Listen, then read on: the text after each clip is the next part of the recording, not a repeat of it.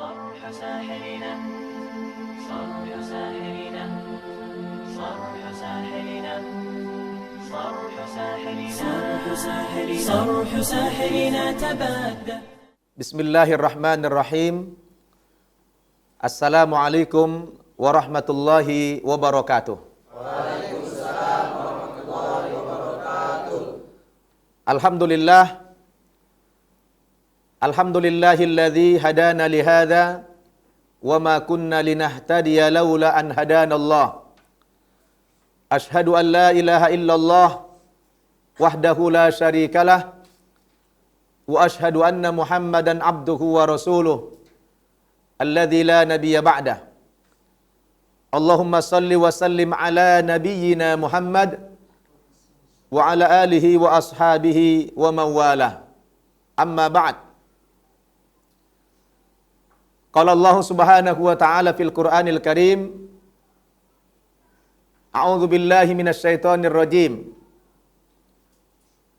Walau syaa'a rabbuka la'amana man fil ardi kulluhum jami'a afa anta tukrihun nasa hatta yakunu mu'minin. Shadaqallahul azim. Ikhwan sekalian, para santri An-Naba Center rahimakumullah. Alhamdulillah, pada hari ini kita bersyukur kehadirat Allah Subhanahu wa taala bahwa kita masih diberikan nikmat sehat, nikmat rezeki, nikmat panjang umur, dan terutama nikmat iman dan Islam. Kalian semua adalah orang-orang yang dipilih oleh Allah Subhanahu wa taala. Karena Allah telah memberikan hidayah kepada kalian. Betul? Betul. Saya mau tanya, kalian mendapatkan hidayah dari Allah Subhanahu wa taala ini merasa bahagia apa tidak? Bahagia. Apa yang antum rasakan setelah masuk agama Islam ini? Apa yang antum rasakan setelah masuk Islam? Tenang? Tenang dan bahagia. Nah, perlu kalian ketahui bahwa hidayah Islam, hidayah iman ini sangat mahal sekali. Betul apa tidak? Betul. Kenapa saya katakan mahal? Karena hidayah ini tidak Allah berikan kepada setiap manusia. Betul? Betul. Tidak seluruh manusia Allah berikan hidayah iman. Tidak setiap manusia Allah berikan hidayah Islam. Hidayah ini hanya Allah berikan kepada orang-orang yang dikehendaki oleh Allah Subhanahu wa taala. Sebagaimana Allah mengatakan dalam Al-Qur'an, yudillu may yasha wa yahdi may yasha. Artinya Allah sesatkan orang-orang yang dikehendaki, pun Allah berikan petunjuk orang-orang yang dikehendaki. Jadi itu semua adalah bergantung kehendak Allah Subhanahu wa taala. Antum semuanya adalah orang-orang yang beruntung, betul? Betul. Kalian dipilih Allah Subhanahu wa taala menjadi orang yang benar. Menjadi orang yang beriman kepada Allah Subhanahu wa taala. Padahal kalian bukanlah orang-orang yang hebat. Kalian bukan pejabat. Kalian bukan pengusaha. Kalian bukan bintang film. Kalian bukan orang-orang yang terkenal. Kalian adalah orang-orang biasa saja, tetapi Allah Subhanahu wa taala memilih kalian menjadi hambanya yang beriman. Bersyukur tidak? Bersyukur tidak? Bersyukur. Apa kalian ucapkan? Alhamdulillah. Alhamdulillah. Saya mau tanya, siapa di antara kalian yang baru pertama kali tahun ini menjalankan ibadah puasa? Coba tunjuk tangan. Siapa yang pertama kali tahun ini menjalankan ibadah puasa Ramadan yang baru masuk Islam tahun ini? Siapa? Alhamdulillah. Coba saya mau tanya, apa yang kalian rasakan ketika menjalankan ibadah puasa tahun ini untuk pertama kali setelah kalian mendapatkan hidayah menjadi muslim? Coba apa yang dirasakan? Saya tanya si Arfan. Coba Arfan jelaskan apa yang dirasakan menjalankan puasa ini. Lapar, haus, atau ada suasana batin yang tenang atau apa? Coba ceritakan. Assalamualaikum warahmatullahi wabarakatuh. Untuk saya pertama kalinya puasa, saya merasa bahagia karena saya masih Kristen, nggak pernah puasa. Oke. Terasa lapar nggak? Enggak. Alhamdulillah. Kenapa? Karena Ada dorongan dari hati yang paling dalam ya? ada niat untuk puasa. Alhamdulillah. Jadi memang indah sekali ya menjalankan ibadah puasa itu. Maka saya katakan tadi kalian ini beruntung. Betul? Allah Subhanahu wa taala berfirman dalam surat Yunus ayat 99. A'udzu billahi minasyaitonir rajim. Walau syaa'a rabbuka la'amana man fil ardi kulluhum jami'a afa anta tukrihun nasa hatta yakunu mu'minin. Jadi Allah mengatakan apa? Jikalau Allah Subhanahu wa taala menghendaki, bisa saja seluruh umat manusia ini dijadikan berislam. Kira-kira bisa nggak kalau Allah mau? Bisa. Seluruh manusia ini Allah jadikan beriman kalau Allah mau. Gampang. Akan tetapi Allah Subhanahu wa taala tidak menghendaki seluruhnya beriman. Kenapa? Karena Allah juga menghormati hak-hak hambanya. Dalam pengertian yang lain, Allah yang Maha Kuasa itu masih memberikan kebebasan, memberikan kemerdekaan kepada setiap insan, kepada setiap manusia untuk menentukan agama dan keyakinannya masing-masing tanpa ada paksaan. Betul? Maka Rasulullah yang ditugaskan oleh Allah untuk berdakwah tidak boleh memaksakan agama Islam kepada siapa saja manusia. Maka kata Allah, apa anta tukrihun nasa hatta yakunu mu'minin? Apakah engkau Muhammad akan memaksakan manusia-manusia supaya mereka beriman kepada Islam? Allah katakan dalam ayat yang lain, la ikraha fid din, qad tabayyana rusdu minal ghayy. Tidak ada paksaan dalam beragama, ya. Tidak ada paksaan dalam beragama karena sudah nyata perbedaan mana yang benar, mana yang salah. Betul? Nah, jadi inilah di antara kelebihan agama Islam. Kita dituntun dalam agama Islam ini tidak boleh memaksa iman Islam kepada siapapun. Nah, kalian sekarang sudah dapat hidayah, sudah menjadi muslim, kalian nanti kalau berdakwah cukup dengan memberikan contoh, betul? Berdakwalah dengan memberikan keteladanan, namanya dakwah bilhal. Apa? Dakwah bilhal. Apa itu dakwah bilhal? Dakwah dengan perbuatan yang konkret, betul? Dakwah dengan akhlak, dakwah dengan kepedulian, terutama kepada orang tua. Bagaimana kalian setelah masuk agama Islam ini, bakti kalian terhadap orang tua harus lebih hebat, lebih bagus, lebih bermoral, lebih beradab ketimbang dulu kalian sebelum dapat hidayah. Jelas? Jadi kalian merasakan ya? Merasakan ya? Indahnya Islam itu sudah merasakan kan? Nah, makanya kalian datang ke pesantren An-Naba Center ini yang merupakan pesantren khusus mu'allaf. Ini memang tempat kalian untuk dibina. Harapan kami para ustadz di sini, bagaimana kalian setelah tamat belajar di sini, kalian menjadi contoh, menjadi teladan, menjadi dai, menjadi juru dakwah. Apalagi di zaman sekarang, ya, stigma Islam ini sangat jelek di mata dunia internasional. Kenapa?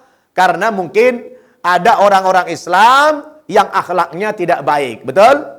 Maka kalian sebagai mu'allaf harus menjawab tantangan itu. Betul? Kalian harus menjelaskan kepada umat bahwa Islam tidak seperti yang dituduhkan oleh orang luar. Benar? Islam bukan agama teroris. Islam itu agama yang damai. agama yang peace, agama yang rahmatan lil alamin, ingat, bukan linnas, bukan lil muslimin, tapi lil alamin. Seluruh manusia itu adalah seluruh makhluk mendapatkan rahmat dari Allah dengan agama Islam. Taib. Supaya tidak terlalu monoton, kita ada dialog ya. Kita ada dialog. Saya kasih kesempatan kepada kalian ya. Mungkin nanti saya kasih 2 pertanyaan saja, 2 penanya saja ya. Penanyaannya itu pertanyaan nanti ya seputar hidayah atau seputar Idul Fitri bolehlah ya. Siapa yang kira-kira mau nanya? Oh, oke. Namanya siapa? Azam Abdillah. Dari mana aslinya? Dari Nias. Oke. Alhamdulillah sudah jadi mu'alaf ini tenang ya. Oke, pertanyaannya apa? Saya mau nanya ini kan saya seorang mu'alaf. Iya. Terus cara saya ini di bulan puasa ini cara saya untuk silaturahmi kepada keluarga gimana saya? Di bulan puasa Idul Fitri. Idul Fitri nanti saya maksud. Idul Fitri. Oke. Islam ini agama yang cinta damai tadi. Meskipun kalian sudah masuk Islam, telah mendapatkan hidayah dari Allah Subhanahu wa taala, tidak ada halangan kepada kalian untuk bersilaturahmi atau berbakti kepada orang tua, apapun agama orang tua itu. Ya, tidak ada halangan. Al-Quran mewajibkan kepada kita untuk berbakti kepada orang tua. Nanti antum baca dalilnya di dalam surat Luqman. Ya, surat Luqman ayat 14. Allah berfirman, "Wa in jahadaka ala an tusyrika bi ma laysa laka bihi ilmun fala tuti'huma wa sahibhuma fid dunya ma'rufa." Di situ Allah mengatakan, kalau kalian sudah jadi mu'alaf, kemudian orang tua katakan tidak menerima kemu'alafan kalian, lalu memaksa kalian untuk kembali kepada agama yang semula, tentu sebagai orang yang sudah beriman kepada Islam, dalam urusan iman, dalam urusan akidah, anak yang sudah mu'alaf tidak boleh mematuhi perintah orang tua kalau tujuannya memurtad. Tetapi dalam urusan kemanusiaan, anak tetap wajib berbakti kepada orang tua. Ya, wasahibhuma fid dunya ma'rufa. Pergauli mereka di dunia ini dengan cara yang baik, kata Allah. Jadi kalau orang tua tidak punya rumah, kebetulan anaknya setelah masuk Islam itu kaya, bangunkan rumah orang tua. Tidak ada makanan, berikan makanan. Tidak ada pakaian, kasih pakaian. Kalau sakit ya dirawat. Itu kewajiban anak. Ya, walaupun kalian sudah masuk Islam, tidak ada halangan untuk berbakti kepada kedua orang tua. Hanya saja yang dilarang dalam Islam, ketika kalian sudah jadi mu'alaf, tapi orang tua memaksa kalian untuk kembali ke agama yang sebelumnya, nah itu tidak boleh. Anak tidak boleh taat. Tapi dalam urusan yang manusia tadi, ya, kalian sebagai mu'alaf wajib berbakti kepada orang tua. Bukan hanya lebaran saja. Setiap hari wajib berbakti kepada orang tua. Ya, wajib silaturahmi. Apalagi dalam suasana lebaran. Tentu anak ya yang mu'alaf ini kan bahagia. Ya, datanglah ke kampung ke orang tua, bawalah tentengan, kasihlah oleh-oleh orang tua, hadiah lebaran. Nah, begitu caranya. Jadi boleh ya. Taib. Yang kedua, siapa mau nanya? Oke, namanya siapa? Nama saya Adam Bryans. Adam. Oke, dari mana asli? Dari Medan. Dari Medan. Oke, pertanyaannya. Jadi gini Ustaz, bentar lagi kan Lebaran Idul Fitri. Ya. Jadi teman-teman yang misalnya baru puasa, otomatis baru perdana merayakan Idul Fitri. Ya. Pertanyaannya, pengertian Idul Fitri itu apa Ustaz? Oke, bagus sekali pertanyaan itu ya. Pas dengan pengalaman kalian, terutama yang baru pertama kali beridul fitri tahun ini ya. Apa sih pengertian Idul Fitri? Udah? Apa sih pengertian Idul Fitri? Idul Fitri itu bahasa Arab. Terdiri dari 2 suku kata. Berapa? Yang pertama Id. Yang kedua Al-Fitri. Ya. Id dari kata ada ya'udu, idan. Artinya kembali. Ya, Id itu artinya kembali. Sedangkan Fitri artinya fitrah atau bersih atau suci. Jadi Idul Fitri kalau dari segi pendekatan bahasa bisa dimaknai kembali kepada suci, bersih atau kembali kepada fitrah.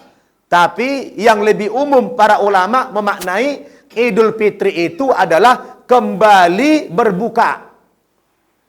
Kenapa? Karena kita selama Ramadan itu kan puasa. Ya kan? Tidak bebas kita makan. Begitu imsak, kita puasa, nggak boleh makan, tidak boleh minum, ya, tidak boleh berjima di siang hari sampai maghrib. Nah, Idul Fitri dimaknai juga kembali berbuka. Jadi tidak ada lagi yang membatasi kita. Mau makan siang hari, mau minum siang hari, tidak ada halangan kepada kita. Tapi saya pribadi lebih memaknai Idul Fitri kepada yang pertama tadi, yaitu kembali kepada fitrah. Apa artinya kembali kepada fitrah? Nah, fitrah itu adalah watak dasar dari manusia. Jadi manusia ini dilahirkan ke dunia ini dalam keadaan fitrah.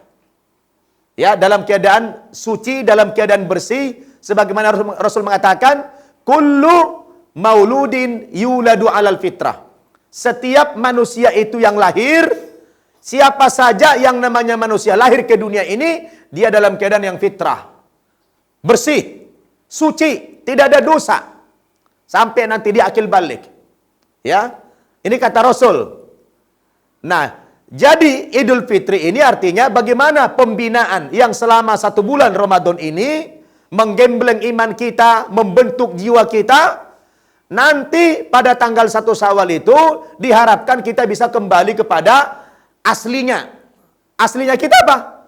Dulu asli kita adalah orang baik-baik, betul? Ada nggak anak baik jahat? Nggak ada. Ya, waktu lahir itu adalah baik-baik, betul? Tidak berdosa, betul? Nah, itulah yang mau kita harapkan. Pembinaan yang selama 1 bulan ini, bagaimana 1 Syawal kita kembali kepada aslinya tadi, watak asli kita sebagai orang yang baik. Betul nggak? Nah, sekarang kalian sudah baik.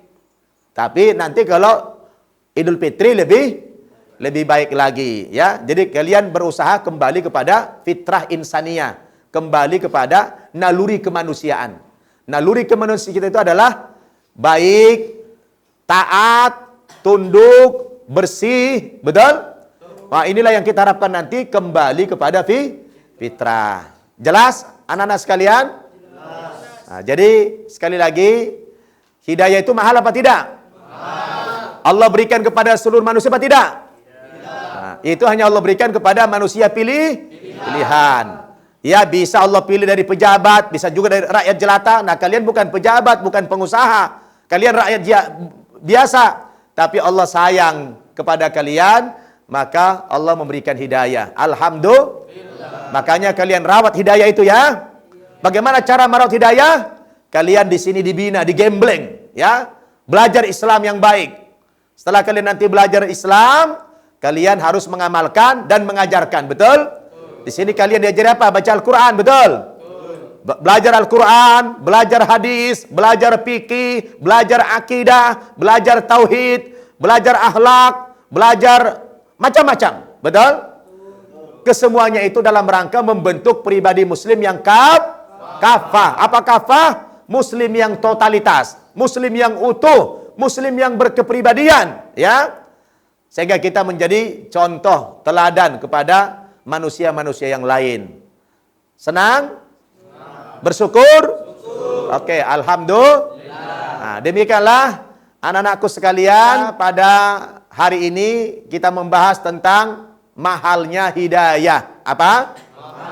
Mahalnya hidayah. Mudah-mudahan Allah Subhanahu wa taala menjaga, memelihara hidayah yang ada dalam diri kita, jangan sampai dicabut kembali oleh Allah Subhanahu wa taala, dan kita bertekad supaya kita matinya tetap dalam keadaan yang muslim. Allah mengatakan wala tamutunna illa wa antum muslimun. Jangan sampai kalian mati terkecuali dalam keadaan yang muslim atau beragama Islam. Demikian kajian kita pada siang hari ini. Semoga ini bermanfaat kepada kita semua, terutama kepada antum yang baru mendapatkan hidayah ini. Dan mari kita tutup dengan doa kafaratul majlis. Subhanakallahumma wa bihamdika asyhadu an la ilaha illa anta astaghfiruka wa atubu ilaik. Walhamdulillahi rabbil alamin. Sampai jumpa nanti pada pelajaran yang berikutnya. Wassalamualaikum warahmatullahi wabarakatuh.